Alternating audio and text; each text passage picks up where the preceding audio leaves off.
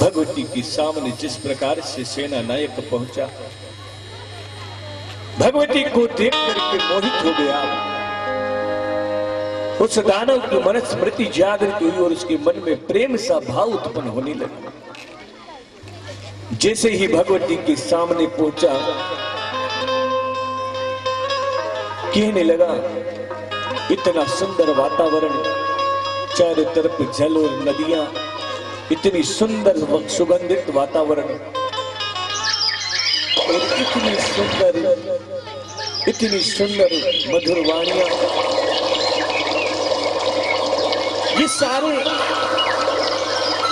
उस मां भगवती के भवन की शोभा बढ़ा रहे।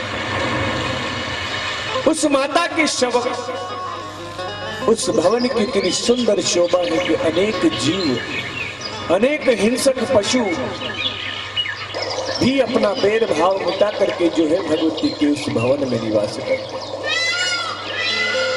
सभी आपसी प्रेम के साथ उस भवानी के भवन में निवास करते हैं। सभी देवता, संत, महात्मा आदि उस भवन में भगवती के वचनों और भगवती के गुणों का अनुवादन करते रहते हैं। हे साधु, भगवान के सुंदर वन की क्या कल्पना की जाए, क्योंकि जिस प्रकार से मानव अपने आप को कितना सुंदर सजाता है, एक महिला अपने आप को कितना सुंदर आकर्षित दिखने का प्रयास करती है। और कुछ कुदरत की देन होती है कि ऊपर से ही इतनी सुंदर होती है कि जिसके ओर देख करके सभी का मन मोहित हो जाता है। कुछ बच्चे ऐसे होते हैं जो छोटे दिखते हैं, इतने सुंदर होते हैं, इतने सुंदर होते हैं कि ऐसा लगता है कि ठाकुर जी को गोद में उठा के घूम, इतना सुंदर पाव और भाव होता है। यहां भी जिस व्यक्ति ने उसे देखा, जिस दैत्य ने भगवती को देखा, इतना सुंदर स्वरूप देख करके मोहित होने लगा। मन में विचार आया कि या तो महाराज शुंभ को कर दें या फिर महाराज निशुंभ को, दोनों में से किसी के लिए भी यह प्रस्ताव जो रहेगा बहुत अच्छा रहेगा। उधर महिषासुर सभी सेनाओं का अधिपति बनाए बैठा और उस नारी से कहने लगे, हे सुंदरी, इतना सुंदर तुम्हारा वर्चस्व है, इतनी सुंदर तुम दिखती हो, तुम्हारे आंखों की आभा, तुम्हारे चेहरे की जो चमक है वो इस संपूर्ण ब्रह्मांड में व्याप्त हो रही है। हे देवी, तुम इतनी सुंदर हो, आपको एक सुझाव देता हूं। कहा, महाराज आप अपना परिचय दीजिए।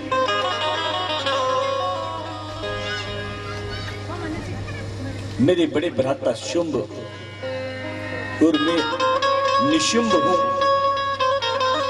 हे देवी, हम आपके लिए एक विवाह का और एक अच्छा प्रस्ताव लेकर के आए हैं। अगर स्वीकार करती हो तो हम इस पर कुछ अच्छी बात करें। देवी ने कहा कि महाराज, हे दैत्य शिरोमणि, हे दैत्यराज, आप अपने मन की जो बात है वो हमें कहिए। आपके मन में क्या चल रहा है? हालांकि हम तो इसे भली भांति जान चुकी हैं, पर आपके मुखारविंद से सुनने की अपेक्षा है, इच्छा शक्ति है। इतना कहा महाराज, और उसने कहा कि मेरे मन में यह है कि या तो तुम मुझसे शादी कर लो, तुम्हें इस संपूर्ण समाज में तुम्हारा नाम, यश, कीर्ति सब कुछ बना दूं, इधर अकेली जंगल में कब तक घूमती रहोगी। विवाह बोले,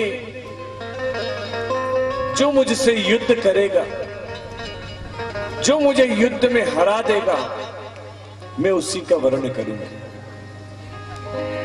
क्या प्रतिज्ञा ली माने कि जो मुझे जीत कर दिखाएगा मैं उसका पानी ग्रहण करूंगी, उससे विवाह करूंगी। इधर सारे देवता भयभीत घबरा रहे, मन में परिस्थितियां ऐसी हो रही है महाराज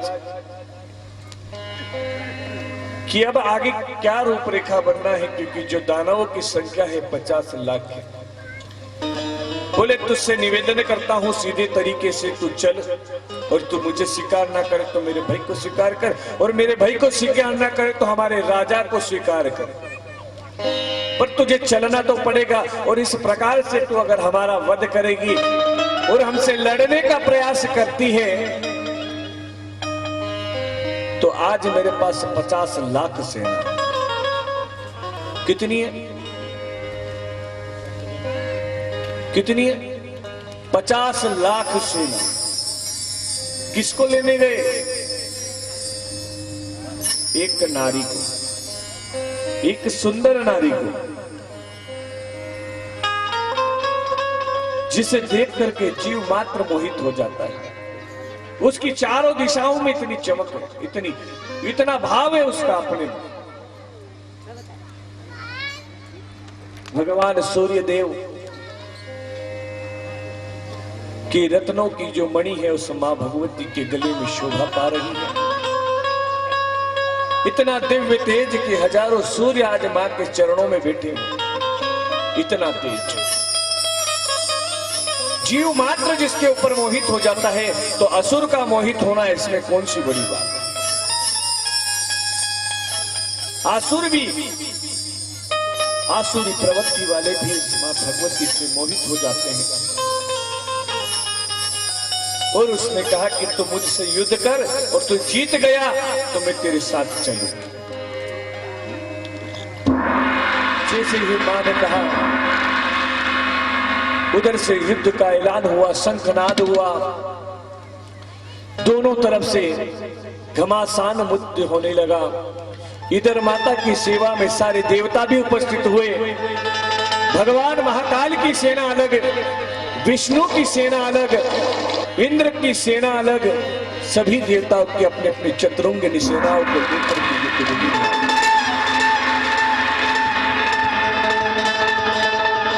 उधर इतना भयानक घमासान युद्ध हुआ कि उसकी 50 लाख सेनाओं को जो है कुछ ही देरों में देवता और भगवती की कृपा से सपड़ा साफ कर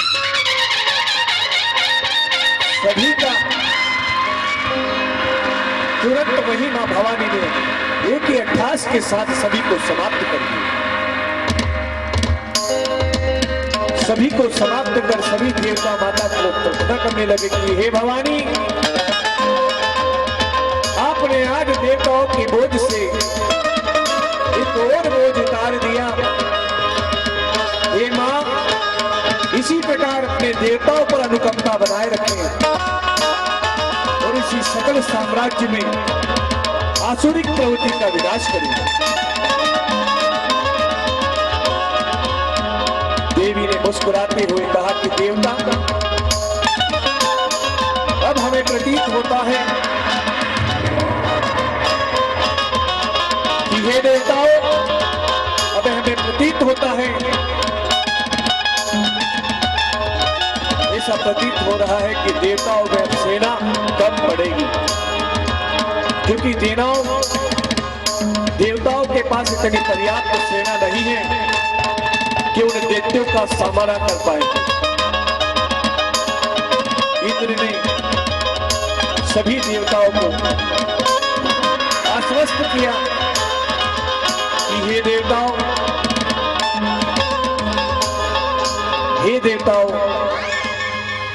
आप चिंता ना करें।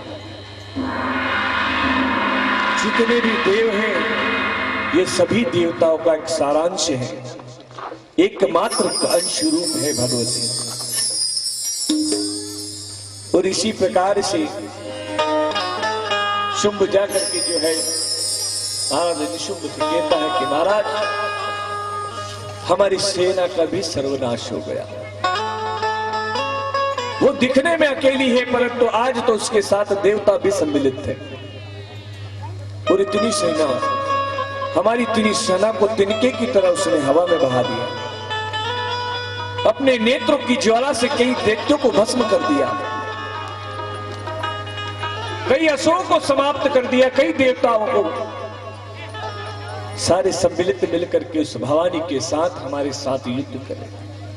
परमानंद एक बात हम बताते हैं कि हम आपको ये बताना चाहते हैं कि युद्ध किया वो सब ठीक है, पर महाराज एक बात पक्की है कि अगर उस महिला को आप देख लोगे तो आपके मन में ये इच्छा हो जाएगी कि आप भी उसका हरण करें, उसे छीन ले, उसे लूट ले, या उसे लेकर के अपने महल में ला करके कैद कर दें, पर आप उसे बिना लाए रह नहीं पाओगे। इधर शुंभ निशुंभ ने दोनों ने सभी राज्यों से, अनेक दैत्यों से, सैकड़ों दैत्यों से अपनी सेना का आवाज किया। तो सेना लड़ने वाली कितनी है? लड़ने वाली कितनी है? युद्ध में अगर कोई शक्ति है तो वो कितनी है? एक। और शुंभ निशुंभ जब भगवती से युद्ध करने आए तो कितनी सेना लेके आए? कितनी? 84 करोड़। कितनी? भगवती अकेली है और उधर शुंभ निशुंभ 84 करोड़ राक्षसों की सेना लेकर के भगवती की ओर चढ़ाई करते हैं। भगवती ने इस प्रकार की जब परिस्थितियां देखी, सभी देवताओं को कहा कि आप आपसी देवताओं सभी मिलकर के अपनी शक्ति को संचय करो और उससे अनेक प्रकार के दिव्य शस्त्रों का निर्माण करो। इधर भगवती ने कहा कि देवताओं आप सभी जो हैं अपने मुख्य उद्देश्य के कर्तव्य की ओर आगे बढ़े। इस 84 करोड़ दैत्यों की सेना का संहार मैं और मेरी अनुचरियां करेगी, मेरी आदि शक्तियां करेगी। आप इसे निश्चिंत होकर के जो है आप अपने कार्य को संपन्न कीजिए। उधर शुंभ निशुंभ शंखनाद के साथ, बड़े बड़े ढोल नगाड़े के साथ में युद्ध की तैयारी करके निकल पड़ा। और इस प्रकार से भगवती का सिंह गरजने लगता है और फिर मां स्वयं अष्टभुजा वाली मां कालिका रण भवन में जाकर के खड़ी होती है। सभी देवता भगवती के उस स्वरूप को देखते हैं, सभी देवता उसे चारों दिशाओं से घेर लेते हैं। जैसे ही दोनों में आपसे संवाद होता है कि हे सुंदरी, या तो तू दिखने में बहुत सुंदर है और तुझे घमंड भी बहुत है। हे सुंदरी, तेरे अंदर इतना अहंकार शोभा नहीं देता। अच्छा? क्यों? क्योंकि इतनी सुंदर स्त्री को इतना अहंकार शोभा नहीं देता, और वो इसलिए कि तुम्हें तो एक से एक दुनिया में राजा महाराजा देवता तक तुम्हें पाने के लिए तरसते हैं। आज मैं इन सभी राजा राक्षसों का सेनापति, मुख्य अध्यक्ष, मेरे पास संपूर्ण देवताओं का भी ऐश्वर्य है, सब कुछ है मेरे पास। जो इंद्र के पास है उससे, इंद्र से भी कई गुना मेरे पास है। क्या तू मेरा पानी ग्रहण करेगा?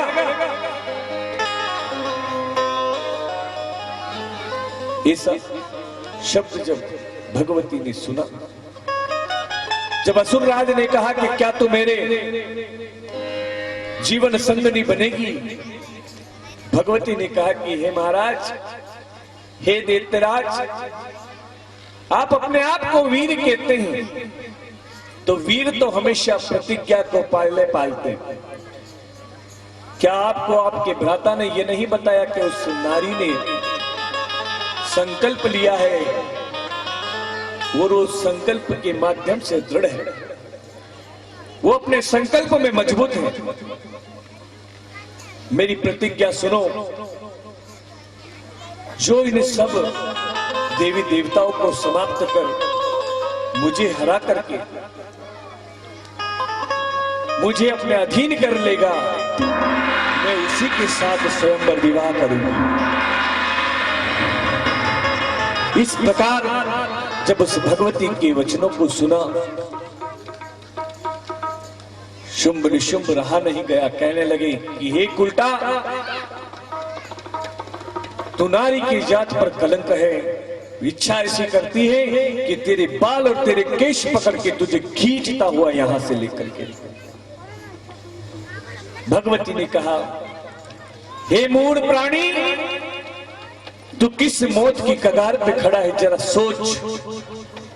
तू उस शक्ति के सामने खड़ा है जो शक्ति इस संपूर्ण ब्रह्मांड को चलायमान रखती है। तुझे युद्ध करना है तो युद्ध कर, वरना अपनी शरणागत ले। दोनों ही दानवों ने गर्जना के साथ उस युद्ध की ओर प्रारंभ करते हैं। बोलिए जगदम्बे माता की जय हो। दोनों आपसी में भयंकर युद्ध होने लगा। दोनों माता की तरफ भागने लगे। सिंह ने उछल उछल करके अनेक देवताओं का संहार चालू किया। उधर चारों दिशाओं से सारी दैविक शक्तियां उत्पन्न होने लगी। मां पार्वती के शरीर से महाकाली उत्पन्न हुई। उधर महालक्ष्मी से कमला, ब्रह्माणी से नील सरस्वती और हृदय से मां बगलामुखी उत्पन्न हुई। कपाल भार से, मस्तिष्क से धूम्रावती, मातंगी और सभी देव की 10 महाविद्या उत्पन्न हुई।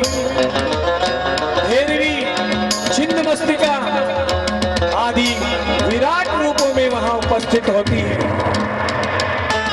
इस प्रकार से माहौल बना कि कुछ ही दिनों में, कुछ ही समय में वहां रक्त की धारें बहने लगी। एक दूसरे में परिवर्तित होते चले जा रहे हैं। कभी आसुर, कभी राक्षस भैंसे का रूप धारण करता है, कभी हाथी का रूप धारण करता है, कभी सिंह का धारण करता है।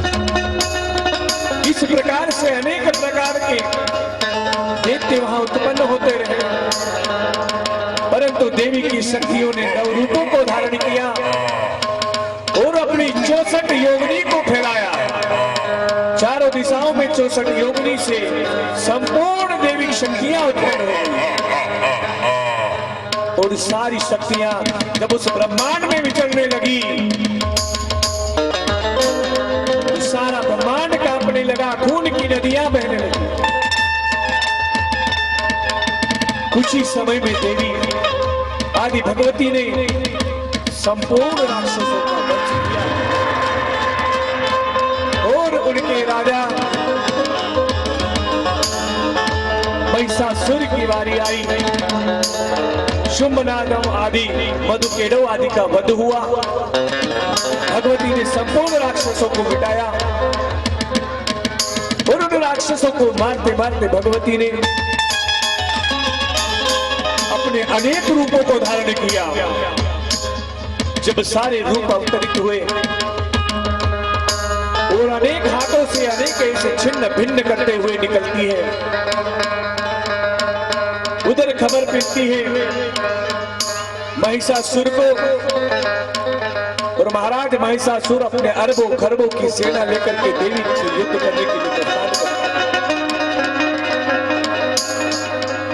अनेक प्रकार से युद्ध के आसन और शाश्वत करते हुए सारे देवता भगवती के उस प्रचंड रूप को देखते हैं कि जिस प्रकार से हिरण के झुंड में, जिस प्रकार हिरण के झुंड में एक विशालकाय सिंह घूम जाता है, जैसे पशुओं के बीच में अगर कोई बड़ा हिंसक पशु आ जाता है, और वैसे ही सारे देवता दानव तितर बितर हो जाते हैं। भगवती के उस अद्भुत आचरण को देख करके सारे देवता मां भगवती की आराधना करते हैं, उनका मनोबल बढ़ाते हैं।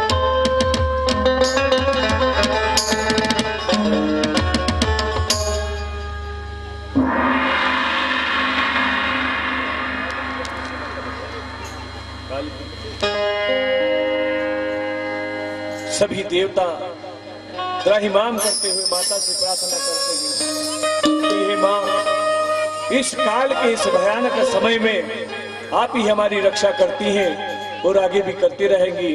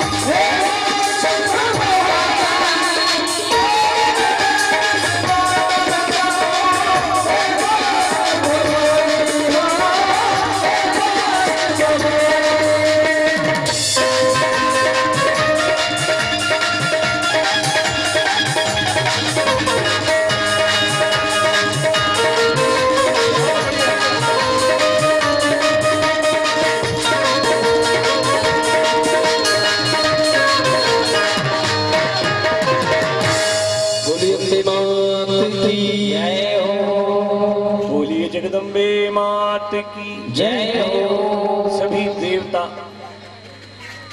उस मां भवानी की ओर देखते हैं। देखते देखते छोटे छोटे बच्चे तो कांप जाते। देवताओं की भी हिम्मत नहीं है कि उस समय उस भगवती के सामने जाकर के उपस्थित हो जाए।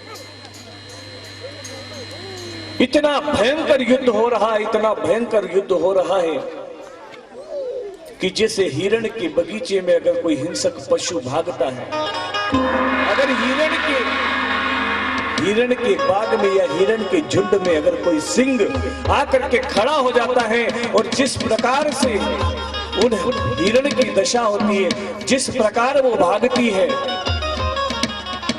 उस प्रकार से संपूर्ण सृष्टि में उस युद्ध क्षेत्र के अंदर भगवती के शरीर से निकल करके इतनी शक्तियां प्रभावित हो रही है।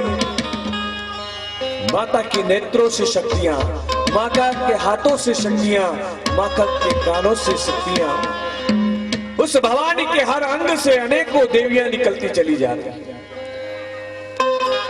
इतनी भयानक भयानक शक्तियां। पर अब जिसकी बारी है वो दैत्य बड़ा जटिल है और वो मायावी शक्तियों में संपूर्ण रूप से व्याप्त है, इतना मायावी है।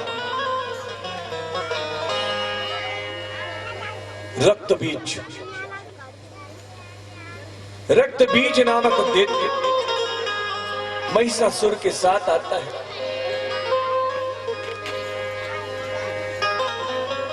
जब वो महिषासुर आया युद्ध में, उसने ठहास करते हुए गर्जना करी और देवी को बुलाया कि हे देवी, तू जहां भी है तुझे एक पल का समय देता हूं, तू जितनी जल्दी हो मेरे सामने समर्पण कर, अन्यथा तेरा वो हश्र करूंगा कि सारी नारी जाति को इसको सहना बड़ा दुर्लभ होगा। सब कांप जाएगी, जितनी नारियां होगी तेरा वो हश्र करूंगा कि दुनिया तुझे संभाल नहीं पाएगी।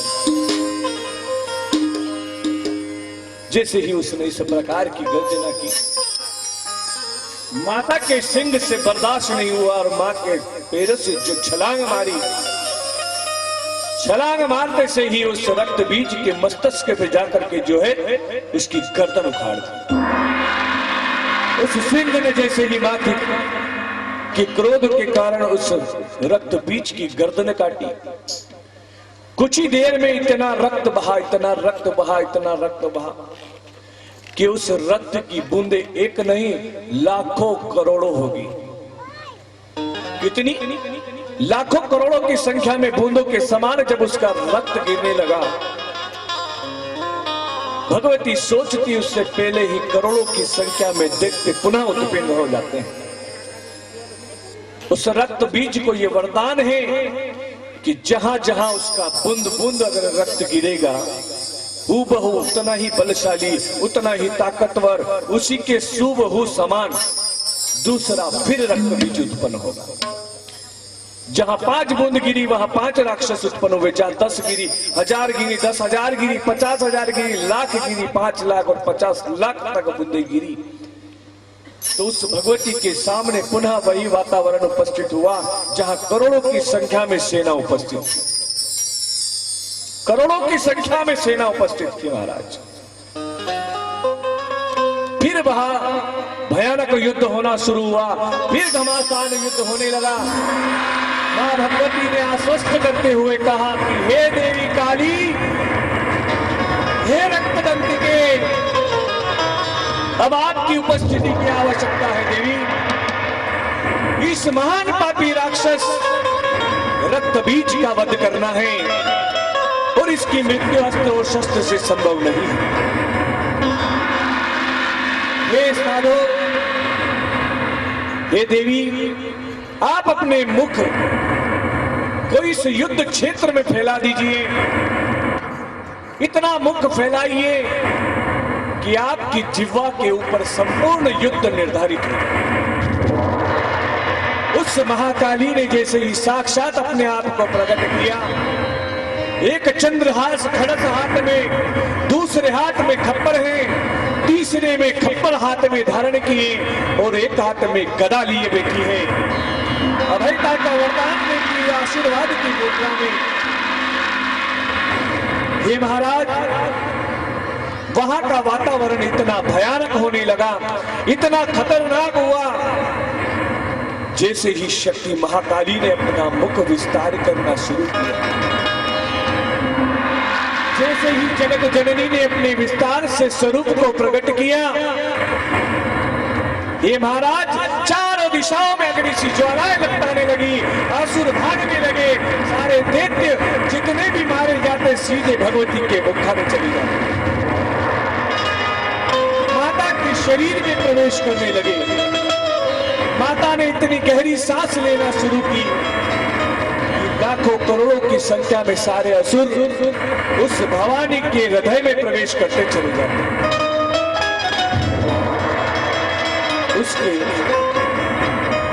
उसके मुख में प्रवेश करते, सभी को चबा करके पेट में उतार जाती।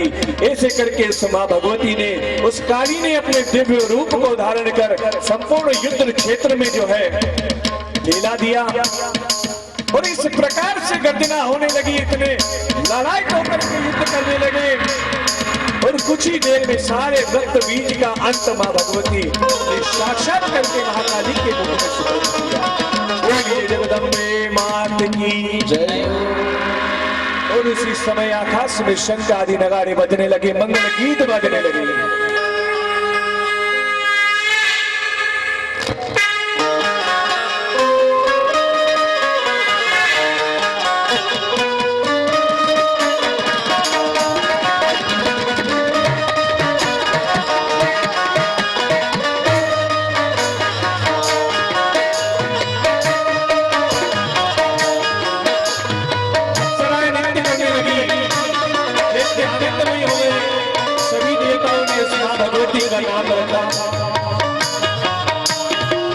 क्या रखा?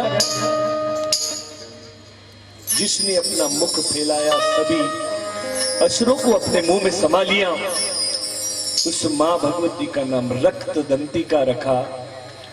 बोलिए मां रक्त दंतिका की जय।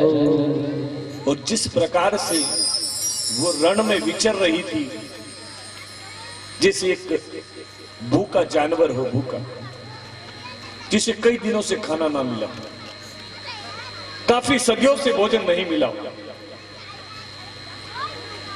उसे अगर भोजन मिलेगा तो वो कैसा व्यवहार करेगा उसके साथ? शांति से बैठ के खाएगा क्या? नहीं, उसको जैसा लगेगा वैसा खा लेगा, क्योंकि भूख। तो उस मां भगवती जगदम्बा आदि शक्ति पराशक्ति के प्रारूप से जो महाकाली उत्पन्न हुई, उस महाकाली के इस रक्त चंडी रूप को देख करके इस प्रकार से विचरण करने लगी कि पूरे क्षेत्र में इतना विचरण किया कि एक एक बूंद तक को वो नीचो करके पी जाती है। उधर संपूर्ण सेना का इधर थोड़ा देवता माता की वंदना करते हैं। युद्ध में हमारा तीसरा पहर पूरा हुआ, एक पहर का और युद्ध बाकी है। कितना? एक पहर का युद्ध और बाकी। उधर महाराज बड़ी सेना लेकर के तैयारी चल रही है। शुंभ निशुंभ आदि रक्त बीज आदि का वध हुआ। उधर महिषासुर भगवती के और प्रस्थान करता है अरबों खरबों की सेना लेकर के। अब इसकी बारी देखते हैं। सारी सेनाओं को लेकर के जब आकर के भवन के द्वार पर खड़ा हुआ और जोर जोर से सारे राक्षस उसकी गर्जना करने लगे, जोर जोर से चिल्ला करके उस भगवती को निमंत्रित करने लगे कि हे मूढ़ स्त्री, तूने अपनी शक्तियों से, अपनी अनुचरियों से जो तूने युद्ध किया है और जिस प्रकार से तूने दैत्यों का वंश खतरे में डाल दिया, मुझे लगता है कि आज सामना तेरा महिषासुर के साथ ही होगा। भगवती ने उसकी गर्जना सुनी। माता कहने लगी कि हे मूढ़ प्राणी, हे दैत्यराज, तुम्हें अभी भी ज्ञात नहीं हो रहा है कि तेरी सभी सेना, लाखों करोड़ों की सेना को तेरी मैंने चुटकियों में मसल दिया है। क्षण मात्र में मेरी अट्ठास से तेरा साम्राज्य समाप्ति की ओर चला है।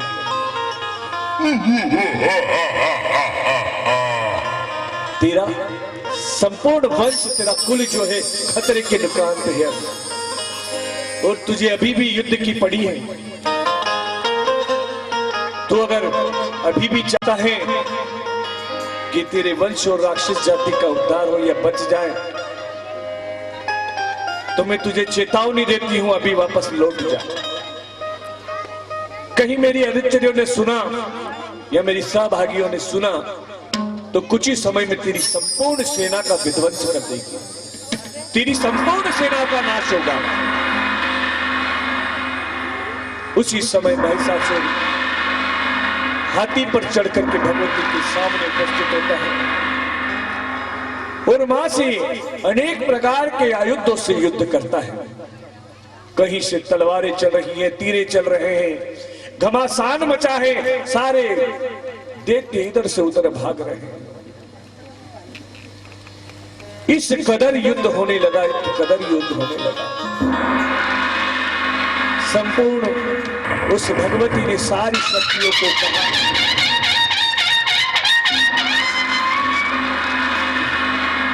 कहने लगे, हे देवियों, आज तुम्हारा कार्य इतना है कि तुम इसे छोड़ करके शुंभ निशुंभ को आदि का वध हुआ, महिषासुर को छोड़ करके तुम सभी दैत्यों का सर्वनाश कर दो।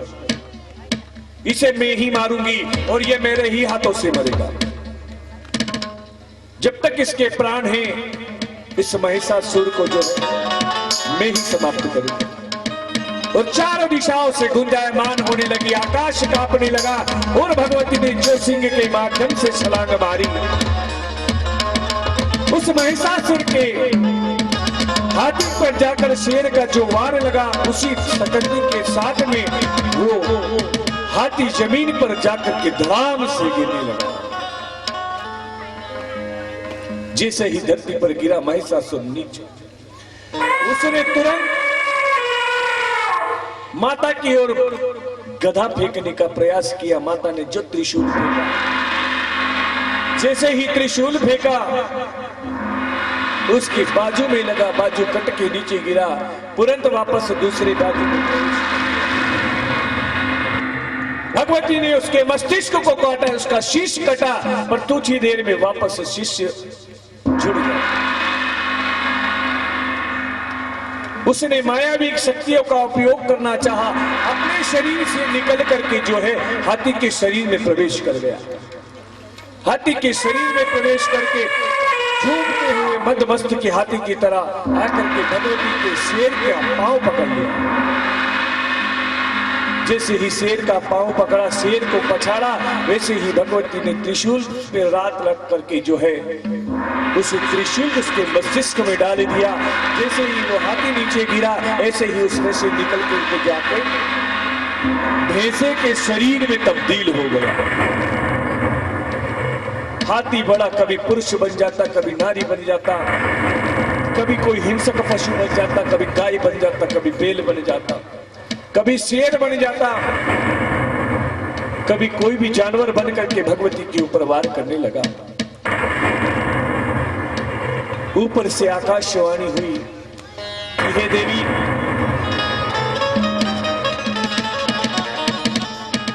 इसके मस्तिष्क को और इसके शीर को अलग अलग दिशाओं में फेंकना, इसे काट करके तुरंत एक दूसरी विपरीत दिशाओं में फेंक देना, तभी जाकर के इसका अंत संभव है, अन्यथा ये तो तुमसे युद्ध में से ही लड़ता रहेगा।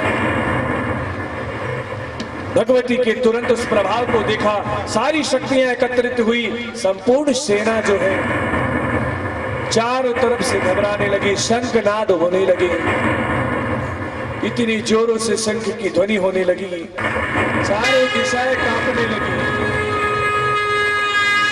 कुछ ही देर में महाराज उस दैत्य का वस्त्र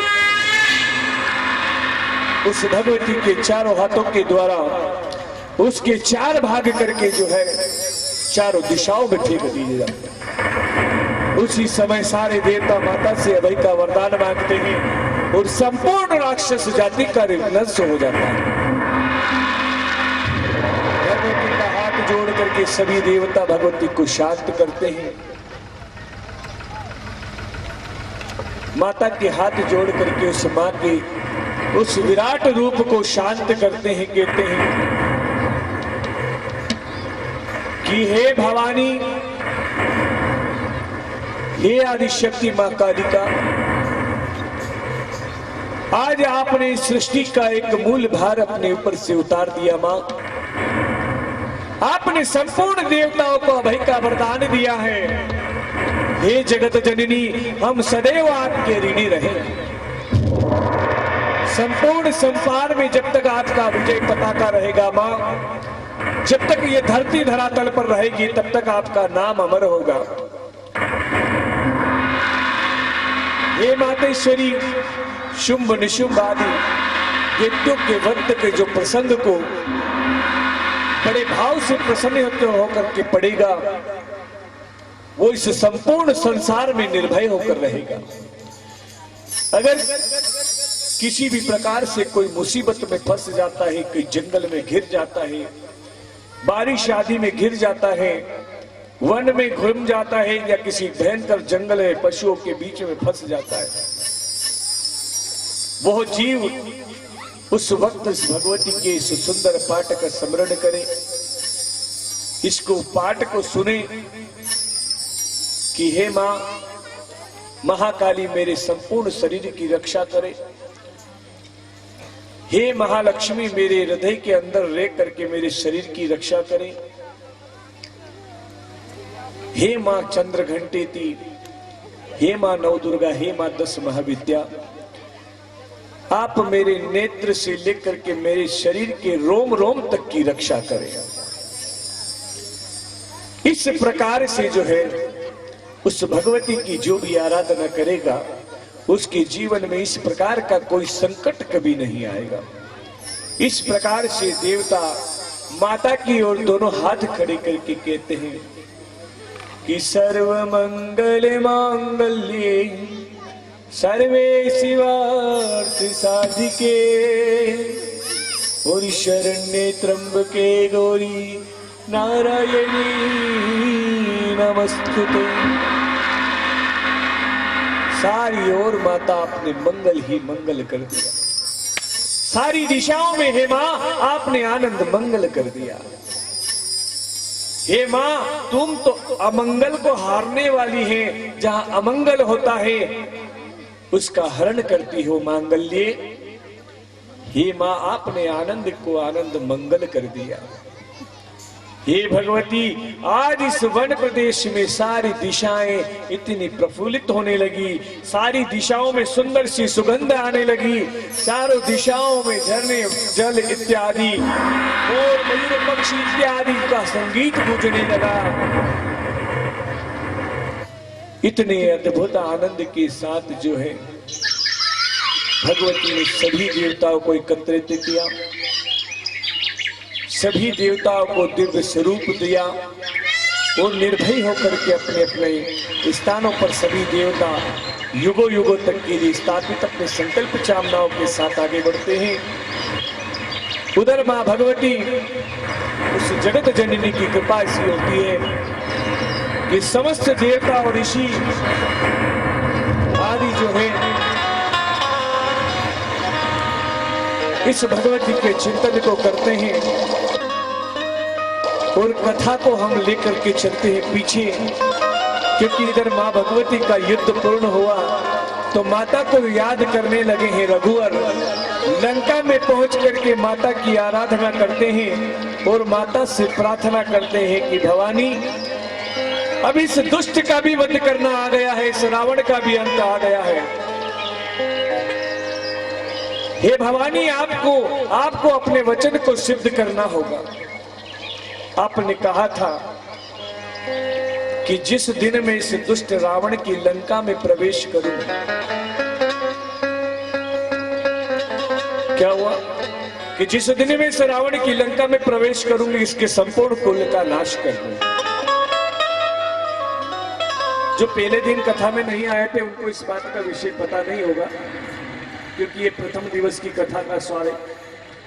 उस समय भगवान रघुवर जब रावण सीता, जब माता पार्वती ने बड़े प्रेम से भगवान भोलेनाथ की तपस्या करके भगवान से कहा था कि प्रभु लक्ष्मी के भी पास घर है, ब्रह्मा जी के पास भी घर है, इंद्र के पास 5 मंजिला बिल्डिंग है।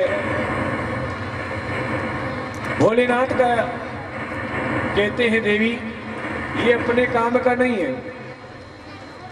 बोले नहीं भोलेनाथ, आप देखिए उधर ब्रह्मा जी के वहां पे बिल्कुल फार्म हाउस तैयार है, कितने ही जीव वहां पर हैं, कितनी सुंदर उस फार्म हाउस में नदियां बह रही हैं और बीच झरने के बीच ब्रह्मा जी कमल के फूल पर बैठे रहते हैं। कितना अच्छा हाउस है, इतना सुंदर फार्म हाउस बना रखा, जहां देखो वहां नदी है, जहां देखो वहां पुष्प वाटिका है, इतना सुंदर वातावरण।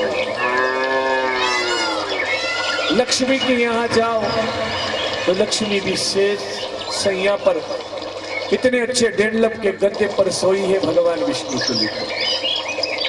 क्षीर सागर में अनेक प्रकार के रंग बिरंगी मछलियां उनके आसन के नीचे घूमती है। नारद उनके चरणों में वीणा बजाते रहते हैं, मधुर गीत गाते रहते हैं, कितना आनंद का है। और आपके यहाँ महाराज सुबह उठो तो बर्फ में ही सो जाओ, बर्फ में ही उठो, कोई ओढ़ना न बिछाना न कुछ, न कोई पलंग मिले न कुछ।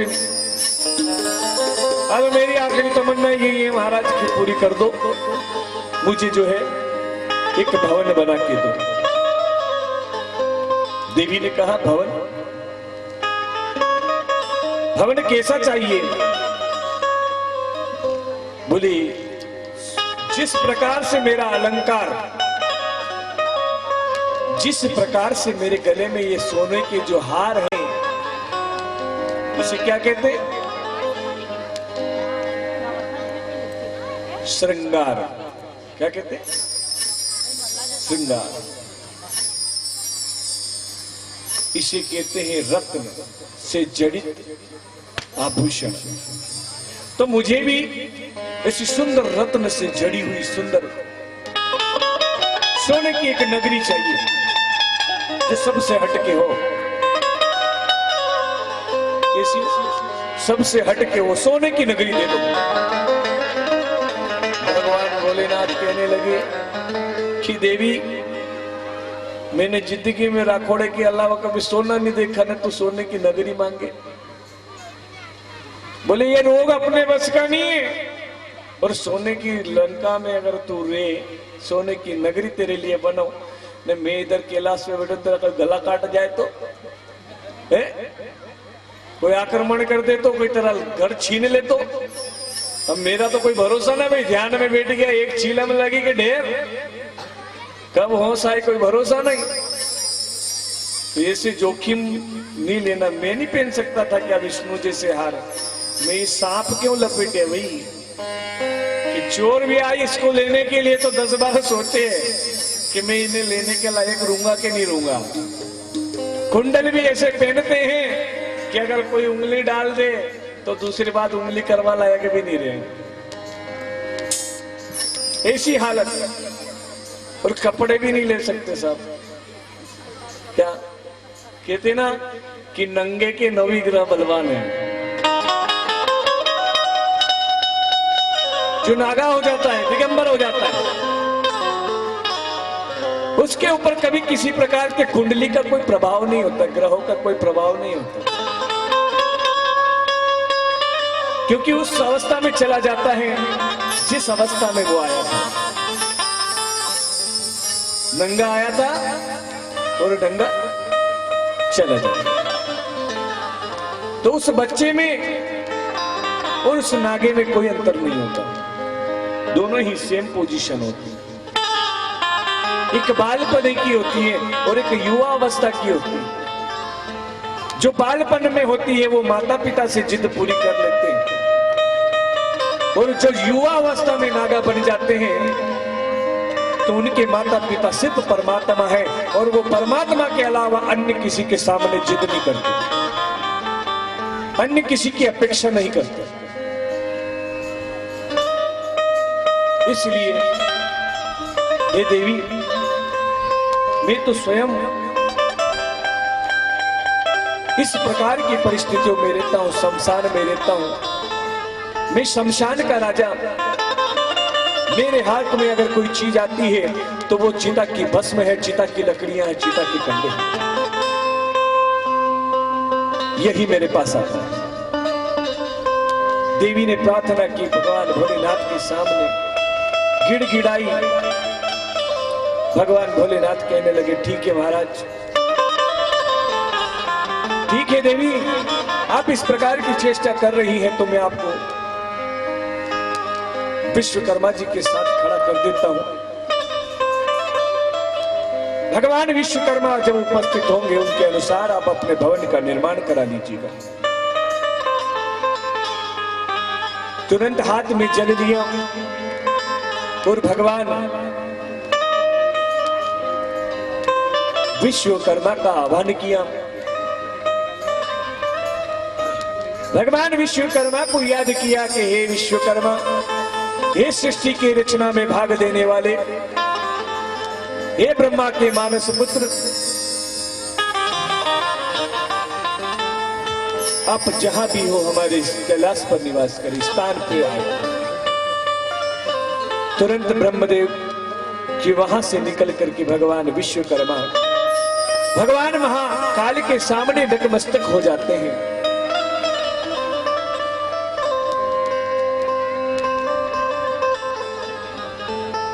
विश्वकर्मा कहते हैं कि ये आदेश कीजिए महादेव, हे भोलेनाथ आदेश कीजिए, आज आपने मुझे याद किया, इसके पीछे कोई बड़ा रहस्य है, जी बताइए आज मेरे लिए क्या सेवा है। भोलेनाथ कहते हैं कि हे ब्रह्मे, ये ब्रह्मा के मानस पुत्र विश्वकर्मा, आज आपके जीवन में एक बड़ी महत्वपूर्ण जिम्मेदारी आ रही है। आपको आज एक स्वर्ण का जो है कैलाशपुरी बनाना है, स्वर्ण की कैलाशपुरी, जिसमें अनेक प्रकार के सुंदर वन हो, अनेक प्रकार की प्रजातियां हो, अनेक प्रकार की चीजें वहां मौजूद हो, सारी सुविधा। भगवान विश्वकर्मा ने तुरंत उस कैलाश स्वर्ण की कैलाश नगरी का निर्माण किया। उसके उद्यापन के लिए जो है कि रावण ने भगवान माता पार्वती जी ने लंका बनवाई थी डायरेक्ट, तो गुरु जी कह रहे हैं कि स्वर्ण का कैलाश नगरी बनवाने का, तो उसका भी मैं आपको समझाऊंगा, पहले इस बात को पूरा कर लो। भगवान ने कैलाश नगरी का निर्माण किया, सुंदर सी नगरी बनाई। उस नगरी के लिए भगवान ने ब्राह्मणों में सर्वश्रेष्ठ भगवान शिव के प्रिय भक्त रावण को बुलाया और रावण से जो है उस मकान का, उस कैलाश नगरी का वास्तु विधान किया। वहां उस नगरी में जाकर के जो किया महाराज, उस सुंदर वन प्रदेश में भगवान महाकाल ने उस सुंदर नगरी का, कैलाश स्वर्ण नगरी का जो है सभी अनुष्ठान के माध्यम से स्थापन किया। और भगवान भोलेनाथ इतने प्रसन्न हो गए, इतने प्रसन्न हो गए, देवी अपने घर के 4 कदम भी नहीं घूमी थी। अब एक उदाहरण, अगर आपके घर वाले साहब कोई मकान बनाए और जैसे तैसे बड़ी मुश्किल से तुम्हारा मकान बन जाए और इधर गृह प्रवेश की बारी आए ना, तुम गली घर का प्रवेश द्वार तक भी नहीं जाओ, तो तुम्हारा पति देव घर दान कर दे तो कहते कि साहब जाना क्या करना है, ये घर पंडित जी आपको दान कर रहा हूं, अब आज से तुम्हारे घर। तो कितना अच्छा लगे, माहौल एक नंबर हो जाएगा कि मेहनत किसकी, इतने दिन घर की देखरेख किसने करी, योजना किसने बनाई? घर बनाने का प्लान किसका था? आदमी को किसने बनाया? और ये महाराज के भी आज ही आनो तो भी, और दान में मांगनो तो कहीं और भी मांग लेते दादा, ये घर ही मांग लेते तो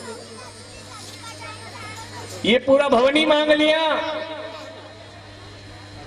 भगवती ने जैसे ही रावण ने कहा कि हे महादेव, आज आपका वास्तु संपन्न हुआ। रावण भोलेनाथ का प्रिय भक्त है। उस दशानंद रावण ने भगवान को 10 बार जो है उस महाकाल के चरणों में अपने शीश को काटकर चढ़ा दिया है। कितनी बार? 10 बार। 10 बार शीश चढ़ाने पर भी भगवान भोलेनाथ ने उसे वापस अपने शीश दिए हैं। 10 शीश उसे दशानंद के नाम से शिशोभित किया। अब इधर भगवती महाकाल का साथ में जो है यज्ञ किया। यज्ञ के बाद में मकान का उद्घाटन किया। अच्छे से मकान उद्यापन हुआ और रावण ने कहा कि प्रभु आज्ञा। भगवान महादेव तो भोले हैं दिल के,